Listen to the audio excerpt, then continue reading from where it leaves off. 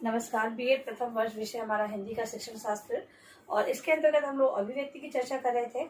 अभिव्यक्ति के अंतर्गत हमने मौखिक, लिखित और सृजनात्मक अभिव्यक्ति के बारे में सामान्य जानकारी प्राप्त की थी। इसी क्रम में आज हम लोग मौखिक अभिव्यक्ति के महत्व की चर्चा करेंगे। और महत्व की बात अगर हम कर रहे हैं तो मौखिक अभिव्यक्ति है वो बालक के सर्वांगीण विकास के लिए बहुत ही आवश्यक है। बालक है वो अपने विचारों का आदान प्रदान सर्वप्रथम मौखिक रूप से ही करता है और उसी के बाद वो उसके अंतर्गत तर्क, चिंतन, ये सारे भावनाएं उत्पन्न होती है और उसके बाद ही उसकी शिक्षा का विकास संभव होता है। यानी कि ये कहें कि कक्षा में जब तक बालक अपने भावनाओं, विचारों को व्यक्त नहीं कर पाता है तब तक उसका विकास संभव नहीं है, क्योंकि अध्यापक है वो बालक के जो मौखिक व्यवहार है उसी के आधार पर ज्ञात करता है कि बालक ने कितना सीखा है, कितना नहीं सीखा है, और फिर वो आगे उसे सिखाता। तो मौखिक अभिव्यक्ति का महत्व प्राचीन समय में भी था, क्योंकि प्राचीन समय में संपूर्ण जो शिक्षा प्रणाली थी वो मौखिक रूप पर ही आधारित थी। गुरु और शिष्य का उस समय शिक्षा में बहुत ही महत्व रखते थे। गुरु जी है वो शिक्षा देते थे, मतलब उपदेश देते थे और विद्यार्थी उसका श्रवण करते थे। ठीक है, तो इस प्रकार से मौखिक रूप से ये कहें कि और आज का है युग, आज के युग में वर्तमान के अंतर्गत हमें वो सभी सामग्री लिखित रूप में प्राप्त है, लेकिन प्राचीन समय में वो लिखित रूप में न होकर केवल मौखिक रूप में हमें प्राप्त होती थी। तो आइए कुछ बिंदुओं के आधार पर हम महत्व की चर्चा कर लेते हैं। तो पहला है समझने में सरल। समझने में सरल किसी भी विषय वस्तु को हम लिखित रूप में देखते हैं, तब लिखित रूप में हम उसे पढ़ते हैं, करते हैं, लेकिन वो सही से समझ में नहीं आती है।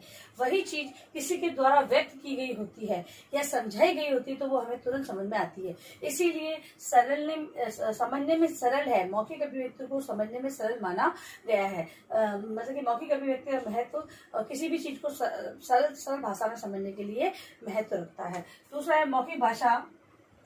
मौखिक भाषा बालकों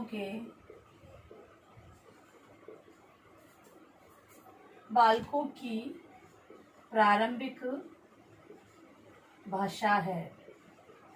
अब प्रारंभिक भाषा के रूप में कैसे महत्व रखती है, तो एक शिक्षक है वो किसी भी, मतलब छोटे से बच्चे हैं, बालक होते हैं, वो छोटी कक्षाओं में बालकों को अध्यापक है वो किसी भी चीज को उच्चारित करता है और विद्यार्थी उसका अनुकरण करते हैं। तो यहाँ पर अध्यापक भी मौखिक रूप से व्यक्त कर रहा है और विद्यार्थी भी उसे मौखिक रूप से ही अनुकरण द्वारा करते हैं। प्रारंभिक अवस्था के अंतर्गत पहला सुनना, दूसरा बोलना, इस कौशल का विकास तो दोनों के अंतर्गत ही मौखिक रूप से अभिव्यक्त किया जाता। तो प्रारंभिक अवस्था के अंदर भाषा का ये मौखिक रूप ही देखने को मिलता है। दूसरा नेक्स्ट है मौखिक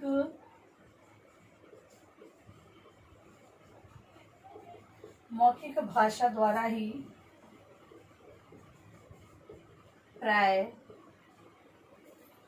विचारों की अभिव्यक्ति होती है। विचारों की अभिव्यक्ति होती है।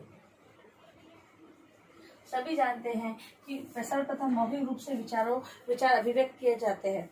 तो कोई भी व्यक्ति है अपने विचारों का आदान प्रदान है या किसी से कोई किसी प्रकार की जो बात करनी है वो सर्वप्रथम मौखिक रूप ही उसे प्रदान करता है। नेक्स्ट है मौखिक कार्य द्वारा ही व्यवहार में कुशलता आती है। मौखिक कार्य द्वारा ही व्यवहार में कुशलता आती है। मतलब कि मौखिक रूप से जो विचार व्यक्त किए जाते हैं उससे व्यवहार, क्योंकि मौखिक रूप से जो बातें व्यक्त की जाती है, विचारों का आदान प्रदान, उससे पता चल जाता है कि इंसान का व्यवहार किस प्रकार का है, कौन गुस्से में है, कौन दुख व्यक्त कर रहा है, कौन किस प्रकार की भावनाओं विचारों को व्यक्त कर रहा है, वो सारी चीज मौखिक रूप से अभिव्यक्त करने पर ज्ञात हो जाती है। नेक्स्ट है मौखिक कार्य द्वारा भाषण में निपुणता। मौखिक कार्य द्वारा भाषण में निपुणता। कोई भी व्यक्ति अपने विचारों का आदान प्रदान कर रहा है या फिर किसी भी प्रकार का वो भाषण दे रहा है, तो मौखिक रूप से भाषण को लिखकर हम इतना अच्छे तरह से व्यक्त नहीं कर पाते हैं जितना कि हम लोग उसे व्यक्त करते हैं, मौखिक रूप से व्यक्त करते हैं। तो मौखिक कार्य करने में भाषण की निपुणता होती है, और वो भाषण की निपुणता मौखिक अभिव्यक्ति करने पर ही प्राप्त होती है। फिर है भाव प्रदर्शन एवं भाव प्रदर्शन और प्रभावशाली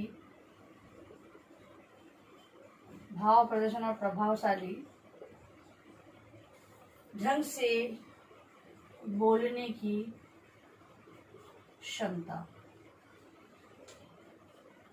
मौखिक अभिव्यक्ति में भाव प्रदर्शन, क्योंकि मौखिक रूप से जो अभिव्यक्त किया जा रहा है उसमें हाव भावपूर्ण व्यक्त किया जाता है, तो वो प्रभाव प्रदर्शन, प्रभावशाली ढंग से बोलने की क्षमता होती है। भाव प्रदर्शन भी अच्छा होता है मौखिक अभिव्यक्ति में, और प्रभावशाली ढंग से बोलने की क्षमता भी होती है। नेक्स्ट है छात्रों का प्रभावी ढंग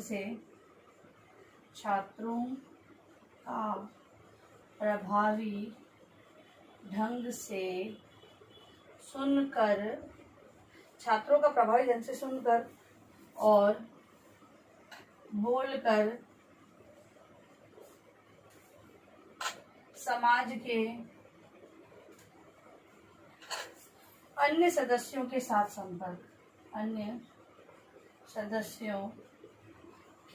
साथ संपर्क। जब बालक मौखिक रूप में अपने भावों विचारों को व्यक्त करना प्रारंभ कर देता है, कक्षा में सर्वप्रथम ये प्रणाली जो चलती है वो प्रश्नों के उत्तर देने से प्रारंभ होती है। अध्यापक के विद्यार्थियों के सामने कोई भी विषय वस्तु को रखता है, तब विद्यार्थी उसके समक्ष बातें करते हैं, प्रश्न पूछते हैं, तो ये सारा चीज मौखिक अभिव्यक्ति वो करने लग जाता है। फिर जब वो बालक है वो समाज में जाता है, तो समाज के अंतर्गत जो इन्होंने सुने विचार है वो अनुभवों को वो साथ में लेते हुए समाज से संपर्क करना प्रारंभ कर देता है। अगला है शिक्षक द्वारा किया गया मौखिक कार्य। शिक्षक द्वारा किया गया मौखिक कार्य छात्रों में रुचि उत्पन्न करता है। अध्यापक है जो मौखिक रूप से अपने भावनाओं विचारों को व्यक्त करते हैं या जो भी विषय वस्तु उसको प्रस्तुत करते हैं, तो उससे कि विद्यार्थियों के अंदर रुचि जागृत होती है। लिखित रूप में अगर अध्यापक दे बोर्ड पे लिखवा दिया, बच्चों को बोले आप लिख लो, तो बच्चों को समझ में नहीं आएगा। वही चीज अध्यापक है वो स्वयं समझाएगा, तब विद्यार्थियों को समझ में आएगी और उसके प्रति, विषय वस्तु के प्रति विद्यार्थी के अंदर रुचि जागृत होगी। तो इस प्रकार से होता है। अगला है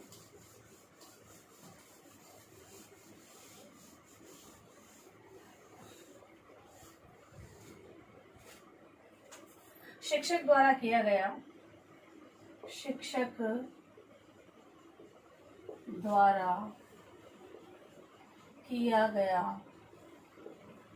मौखिक कार्य। शिक्षक द्वारा किया गया मौखिक कार्य छात्रों में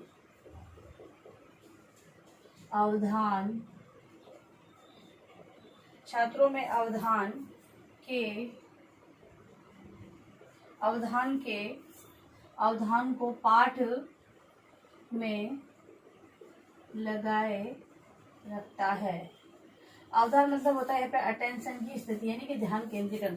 अध्यापक अपना मौखिक कार्य के द्वारा विद्यार्थियों के अंतर्गत ध्यान केंद्रीकरण की भावना पाठ की तरफ, मतलब कि पाठ की ओर आकर्षित करने के लिए जब मौखिक रूप में अभिव्यक्त करता है, तो विद्यार्थी बिल्कुल उनका ध्यान है वो पाठ की ओर आकर्षित हो जाता है, यानी ध्यान केंद्रित हो जाता है, यानी अवधान यानी अटेंशन की स्थिति उनमें उत्पन्न हो जाती है। अगला है व्यक्तित्व के विकास के लिए मौखिक कार्य का अत्यंत महत्व है। व्यक्तित्व विकास के लिए, व्यक्तित्व के विकास के अंतर्गत बोले तो शारीरिक, मानसिक, आध्यात्मिक, धार्मिक सभी प्रकार का विकास होता है। ठीक है, तो अब व्यक्ति के व्यक्तित्व का विकास करना है तो यदि अगर वो अपने भावनाओं विचारों को मौखिक रूप से व्यक्त करेगा या फिर मौखिक रूप से किसी बात को सुनेगा तभी उसको अपने व्यवहार में ला पाएगा। और व्यवहार में परिवर्तन यानी कि उसके शारीरिक, मानसिक सभी चीजों में बदलाव वहां पर होगा। तो विकास के क्रम को ध्यान में रखने के लिए या विकास को आगे बढ़ाने के लिए जो है वो मौखिक अभिव्यक्ति बहुत ही महत्व रखती है। तो इस प्रकार से हमने देखा आज मौखिक अभिव्यक्ति के महत्व को जाना। इसी को अपने गृह कार्य प्रश्न के रूप में आप लोग लिखेंगे।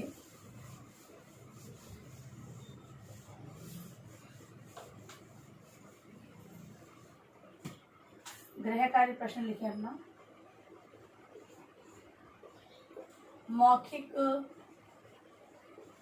अभिव्यक्ति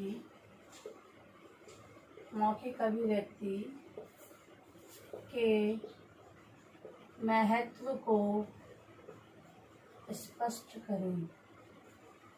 मौखिक अभिव्यक्ति के महत्व को स्पष्ट करें। ठीक है, ये अपने उत्तर पुस्तिका में आंसर को आपको लिखना है। और अंत में इस महामारी के दौर में कम से कम आवश्यक कार्य होने पर आप लोग घर से बाहर निकलें।